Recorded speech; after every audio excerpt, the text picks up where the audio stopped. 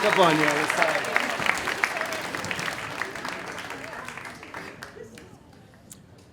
Okay, nice and close? Okay. So my friend says to me, Tom, look, your husband just dumped you. Gerard got his boyfriend to dump you. It's perfect. So kind of like a misery loves company type of roommate situation. Exactly, it'll work. I didn't like the title, but we both were in the same boat. We were kind of looking at each other like, what do we do next? How do you bounce back from being single all of a sudden? Now, Gerard came with a warning. He said, Tom, do not do Battle of the Wits with him. It would be like you getting in the ring with Muhammad Ali. It won't be pretty. So, that started the relationship of roommates and eventually what began to become friends. You see, Gerard had this kind of personality. Imagine Bianca Del Rio, but more acidic. Yeah, he had a wicked sense of humor. And for me, one night, we looked at each other after just moping around the house for 3 weeks going, what do we do? What do we do? He finally says, that's it. We are going out for the evening. And so I go back to my bedroom, get dressed. I come into the living room, and he looks at me. Oh, no. You're going to wear that? And is it okay? Yeah, it's fine. And as I left the room, he yelled out, but I thought you wanted to actually meet somebody. That was Gerard. He gave advice through humor. So we go out that night, and we run into a friend of mine, Ron. And, of course, instantly I see they are attracted to each other. And despite me saying, no, they start dating. Yeah, and 6 weeks goes by, and Gerard is smitten with him. But Ron is like a butterfly. He goes from one flower and then goes over to the next one. Sure enough, it ended. You see, a younger version of Gerard came along and stole him from Ron. So time goes by, we finally go out, and we run into him.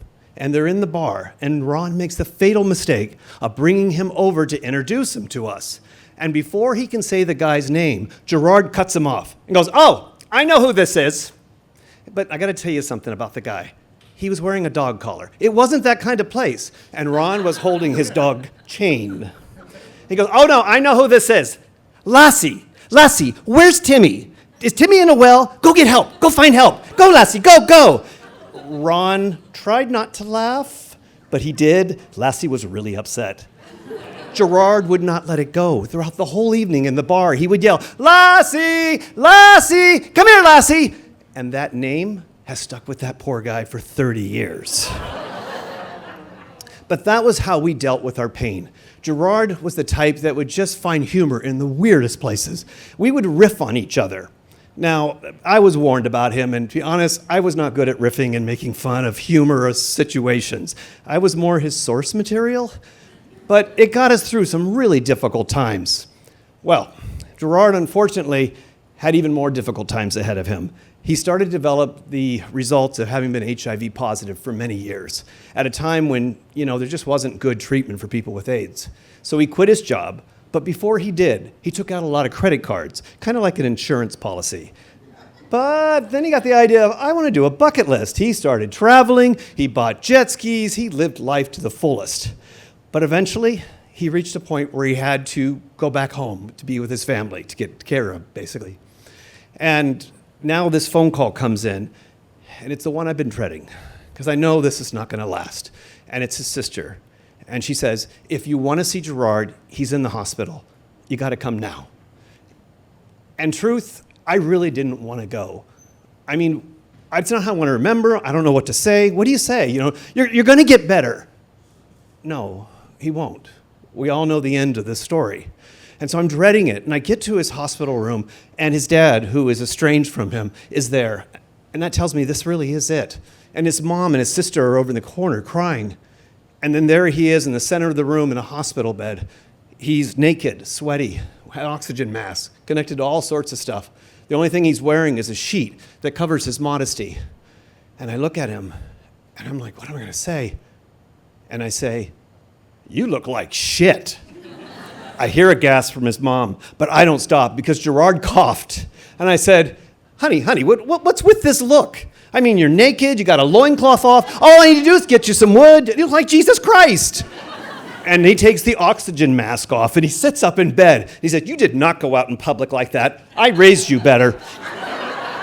You look like you won, or better yet, you lost some kind of date, and you had to wear that.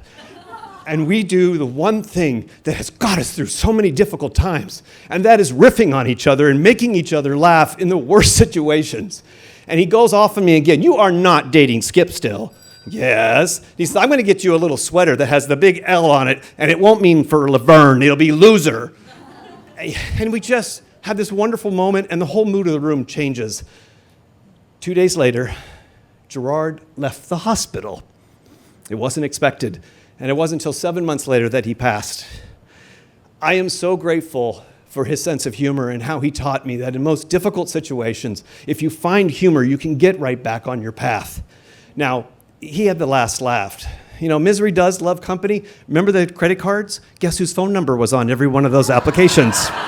Yeah, I got all the collection calls, and most of them were okay, but there was one guy who wouldn't give up, so I changed my outgoing message. Folks, you've reached 995. Thanks for leaving call. Now, if you're calling for Gerard Lemon, he's still dead, and we don't expect him back anytime soon. Thanks for calling. So I go to the machine as I look and see the caller ID. It's his sister. Oh, my God. Yeah, I pick up the phone, and she is laughing. And she says, that's so good. Gerard would have loved it. And once again, we are laughing through our pain.